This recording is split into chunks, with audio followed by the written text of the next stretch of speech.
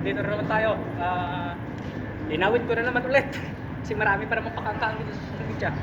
Wala akong kahit anong martial art background or kahit man lang basic training sa kahit ano ko napuntahan na basic training na kung ano. Lahat ng lahat ng gagawin ko nito ay bunga lang sa aking mga guni-guni. Hindi pala, guni-guni pala, iba 'yon. Ano lang 'yon? Bunga lang ng aking kalikutan. Ganon talaga ang mga taong malilikot sa tawag ito. Kung ano-ano lang yung maisipan.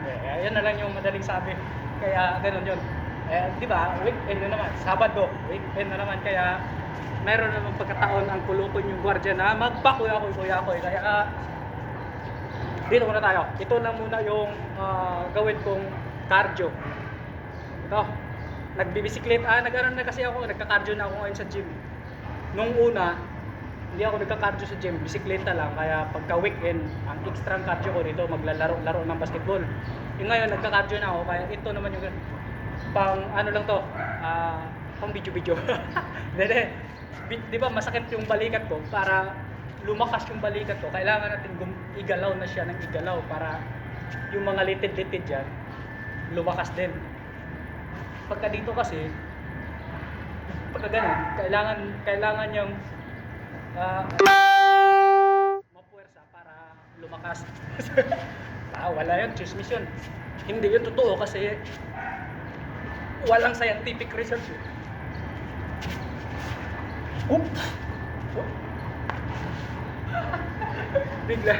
bigla naman nagiging ko palang kulungon yung gwardiya. Ganun lang talaga yun.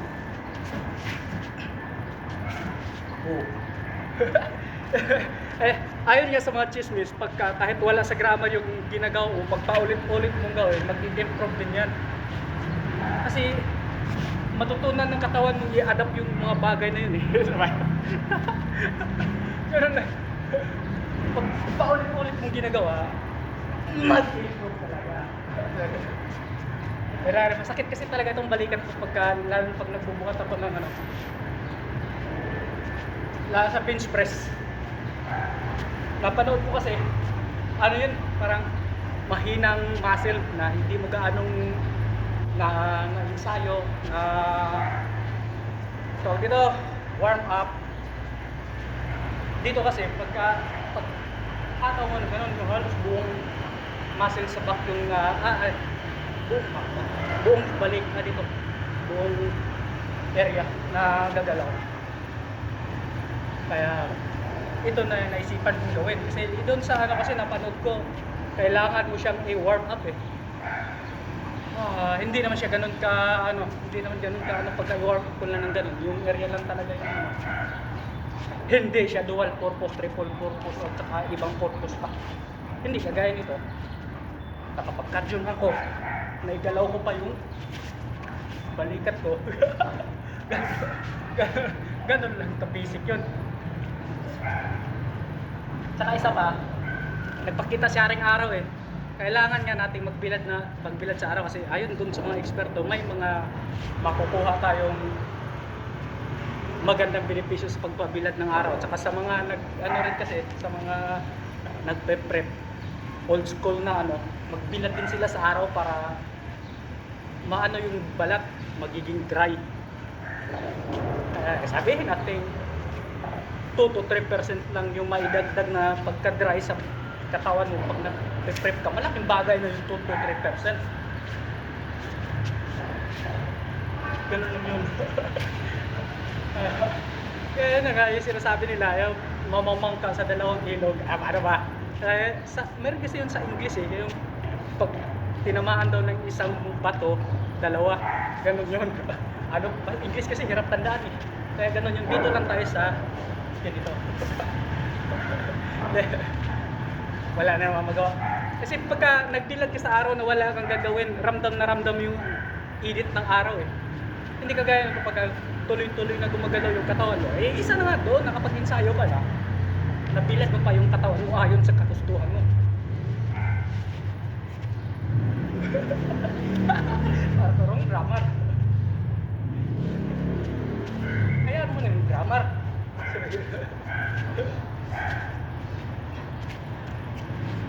Kailangan ko nga rin magpapatuyo kasi yun nga, mayroon tayong mga pinaghandaan, sabi nga nila. Isa pa, ayun nga sa mga eksperto nga, yung mga bagay-bagay na makukuha natin sa araw na hindi natin nakukuha sa pagkain, walang bayad yun. Mag-effort ka lang magpabilad sa araw, hindi ka lang inarte. Ano ba tawag mo? May iba kasing takot mabilad sa araw eh. Yung iba takot din pagpapawisan. Hindi nga maglakad yung iba kasi pawisan. Wala tayong magawa. Yun yung ano nila sa buhay. Yun tayong mapagsamantala.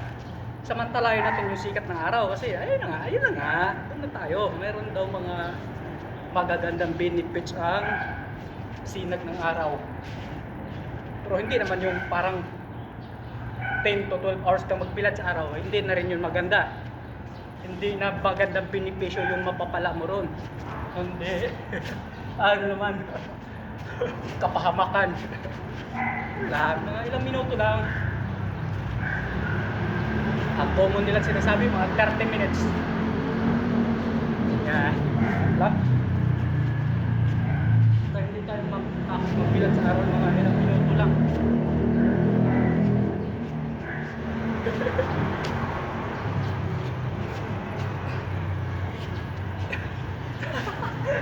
Feel na pelikula ko eh. Talaga yun.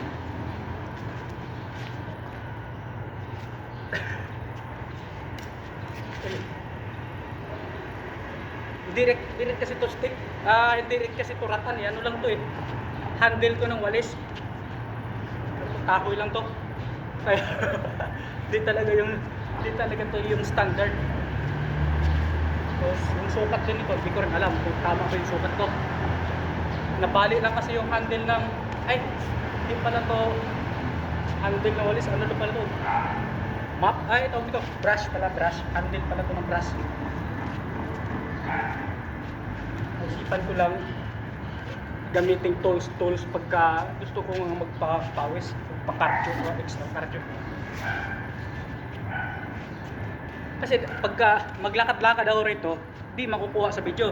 Ito, gumagalaw-galaw, continuous pa rin gumagalaw yung paa ko. Parehas lang din sa naglakad, kaya ma-consider ko pa rin na cardio, na walking cardio. Tawag walking cardio. Pakaangkaang din talaga ako minsan. Pero yan na.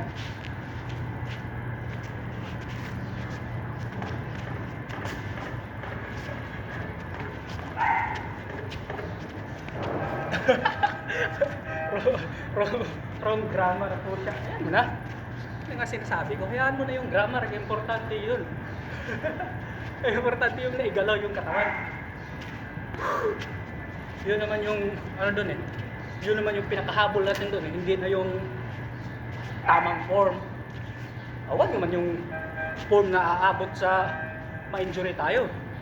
Ano yun? Kahit nga sa pagbubuhat, pag sobrang perfect yung form mo, ibig sabihin nun, napakagaan ng binubuhat mo, kaya maganda siya para sa safety. Pero pagka sa tinatawag na progressive overload na bigat, hindi sapat yun. Kasi pag tawag ito, sobrang perfect yung form mo, ibig sabihin nun, yung bigat na gamit mo, napakagaan. Kailangan yung form halos perfect, pero hirap na hirap ka na may execute, yun yung tamang bigat para sa atin. Sa ano yun sa bodybuilding yun, wala yung connection dito sa pinagagawa ko. baka sabihin nyo naman nagngangaw-ngaw na naman ako, nagsasalita mag-isa. Dalawa kami, sama ng camera ko, ganun lang yun.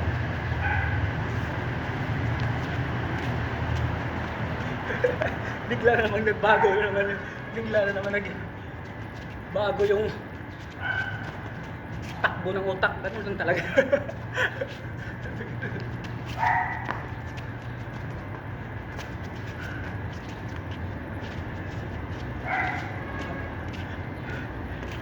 Okay, 10 minutes na. Isa